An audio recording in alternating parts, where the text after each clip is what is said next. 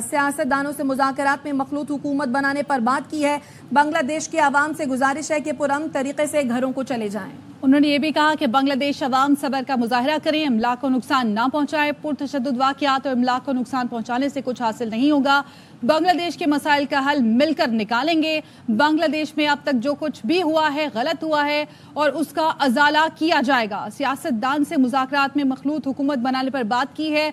Army chief की जानिब से मजीद कहा गया कि अवाम हमारी मदद करें, अमन अमान का रास्ता अपनाएं, और उनकी जानिब से यह भी कहा गया कि बांग्लादेश के तमाम फैसले फौज करेगी। और इसी मामले पर बात करने के लिए मलिहा लोधी हमारे साथ मौजूद हैं। मलिहा लोधी साहिबा, आर्मी चीफ ने अभी कौम से खिताब किया है और उनका कहना यह है कि मुल्क में अबूरी हुकूमत बनाई जाएगी। बांग्लादेश के आर्मी चीफ ने भी खिताब में ये कहा है। जी, देखना ये है कि अबूरी हुकूमत की शक्ल क्या होती है, और फिर ये कि जो मुतालबात सामने आए हैं, जो लोग डेमोन्स्ट्रेट कर रहे थे, जो प्रोटेस्ट कर रहे थे, क्या उन मुतालबात का किस तरह से हल निकाला जाएगा। तो मेरा ख्याल है अभी हमें देखना ये है कि नई हुकूमत की शक्ल क्या होती है, और उसके पास जाहिर है फौज ही कंट्रोल में होगी, फौज ही ये हुकूमत बनाएगी। तो अब देखना ये कि क्या इससे स्टेबिलिटी आएगी या नहीं। दूसरा ये कि क्या इंतखाबात जो है वो जल्दी होंगे या उनको मुलतवी किया जाएगा, ये भी हमें देखना होगा। और मलिहा साहबा, जिस तरह हमने देखा कि उनके दौरे हुकूमत में सियासी जमातों पर पाबंदी लगाई गई, सियासतदानों को सजाए मौत सुनाई गई, इंटरनेट पर पाबंदी लगाई गई और सोशल मीडिया एप्लीकेशंस बंद की गई, तो ये सारी गलतियां हैं जो इस नहज पर पहुंची कि वहां पर सिविल नाफरमानी की तहरीक का आगाज हुआ, उन्हें मुल्क छोड़ के भारत रवाना होना पड़ा। देखिए, जो सबक हमें सीखना चाहिए इससे वो ये है, जो बांग्लादेश में हुआ है वो ये है कि अवामी ताकत के सामने कोई चीज नहीं खड़ी हो सकती है। अवामी ताकत ने ही इस हुकूमत को बरतरफ किया है। वो ठीक है, फौज ने फिर दबाव डाला हसीना माजिद पे कि वो रिजाइन करे, और वो फिर मुल्क से बाहर चली गई है रिपोर्ट के मुताबिक। लेकिन अवामी ताकत जो है, जो पिछले चंद महीनों से हम देख रहे हैं कि जब अवाम सड़कों पे निकल आती है तो मैं समझती हूँ फिर सियासी तब्दीली बिल्कुल इनेविटेबल हो जाती है, वो तो होनी पड़ती है, लाजमी हो जाती है। अच्छा, और मलिहा साहिबा, आपके ख्याल में शेख हसीना के जाने से अब क्या बांग्लादेश की सूरत हाल बेहतर होगी? ये तो कबल वक्त है कहना, इसलिए कि अभी कुछ घंटे ही हुए हैं, बल्कि कुछ शायद मिनट हुए हैं उनकी हुकूमत को बरतरफ हुए। तो अब देखना ये है कि क्या बांग्लादेश में इंतखाबात जल्दी होते हैं, क्या उन इंतखाबात से ऐसी हुकूमत आती है जिसकी पॉपुलर सपोर्ट होती है, जो बांग्लादेश को पॉलिटिकल स्टेबिलिटी दे सकती है। तो ये सारे सवाल जो है अभी इनके जवाब हमें इतनी जल्दी नहीं मिल सकते। अच्छा, और आप क्या समझती हैं कि बांग्लादेश में अबूरी हुकूमत की शक्ल क्या होगी? आने वाले दिनों में बांग्लादेशी सियासत का रुख क्या होगा? किस हद तक बदलाव आएगा? देखिए, जाहिर है वहाँ बांग्लादेश की फौज जो है उन्होंने इक़्तिदार तो उन्होंने संभाला है ना, तो अबूरी हुकूमत तो वो बनाएंगे।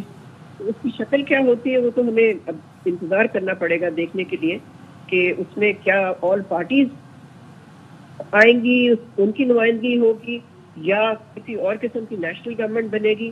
तो ये तो सवाल के जवाब हमें थोड़ा इंतजार करना पड़ेगा। और मलिहा साहिबा, भारत इस सूरत हाल में किस हद तक जिम्मेदार है आपके ख्याल में? मेरा ख्याल है जिम्मेदार तो हसीना माजिद की हुकूमत ही है ना, इसलिए कि उन्हीं की पॉलिसीज है ना जिनके खिलाफ मुजाहरे शुरू हुए। पहले नौजवानों ने, स्टूडेंट्स ने मुजाहरे किए, उसके बाद वो प्रोटेस्ट फैल गए। बांग्लादेश में मुआशी सूरत हाल जो है, वहाँ पर अनएम्प्लॉयमेंट, इन्फ्लेशन, ये सारे इशूज जो है इन सब ने एक रोल प्ले किया। अच्छा, और उनका तवील इक़्तिदार, उनके जाबराना फैसले, ये भी वजह बनी कि अवाम उनके खिलाफ सरापा एहतजाज हुए, सड़कों पर आए, और जो नौजवान नस्ल है उसकी जो सोच बदली वो हमने देखी इन एहतजाजी मुजाहरों में, सिविल नाफरमानी की तहरीक में।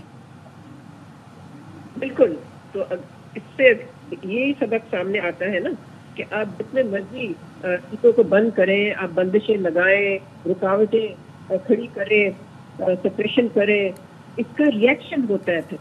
और हमने बांग्लादेश में देखा कैसा रिएक्शन हुआ सड़कों पे, इसकी वजह से फिर हुकूमत को बरतरफ कर दिया गया।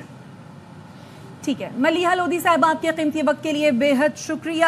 اسی پر بات کرنے کے لیے بریگیڈیئر ریٹائرڈ وقار حسن صاحب ہمارے ساتھ موجود ہیں. بریگیڈیئر صاحب، ابھی جب ہم بات کر رہے تھے شیخ حسینہ واجد کی غلطیوں کے حوالے سے، تو ہم نے ذکر کیا کہ ان کے دور میں سیاسی جماعتوں پر پابندیاں لگیں، سیاستدانوں کو پابند سلاسل کیا گیا، ان کو سزائے موت بھی دی گئی، سوشل میڈیا ایپس بند کی جاتی رہیں، انٹرنیٹ بند کیا جاتا رہا. آپ سمجھتے ہیں کہ یہ تمام وہ چیزیں تھیں جنہوں نے بنگلہ دیش کے نوجوانوں کو اس حد تک مشتعل کیا؟ اور پرٹیکولرلی ابھی جب سید محمد علی صاحب بات کر رہے تھے تو وہ یہ کہہ رہے تھے کہ جو فوج میں جو کرنل لیول تک کے جو جوان ہیں، وہ ان کے اندر بھی جو ہے نا وہ یہ پرابلمز جو ہیں وہ بھی اس چیز کو لے کر جو ہے نا وہ خوش دکھائی نہیں دے رہے تھے. آئی تھنک اس میں کافی سارے فیکٹر اس کا ذکر ہوا ہے. وہ یہ جب ایبسولوٹ پاور ہوتی ہے، this was a fifth term, یہ 19 میں بھی رہی، اور اگر آپ دیکھیں 2002-03 کے بعد تو آئی تھنک ابھی ان کا شاید 24th ایئر تھا. تو ایک تو ایبسولوٹ پاور تھی، وہ سمجھتی تھی کہ دے کوڈ عوامی لیگ جو ہے وہ حل کر سکتی ہے اور ملک کو بھی لے جا سکتی ہے. لیکن اس کے اندر آئی تھنک اسپریشن بہت ہے، لائک جماعت اسلامی کے بڑے بزرگوں کو پھانسیاں دی گئی، اور ابھی آئی تھنک پرسوں پھر جماعت اسلامی اور ان کی جو اسٹوڈنٹ ونگ لیگ ہے اس کو ٹیررسٹ ڈکلیئر کیا گیا.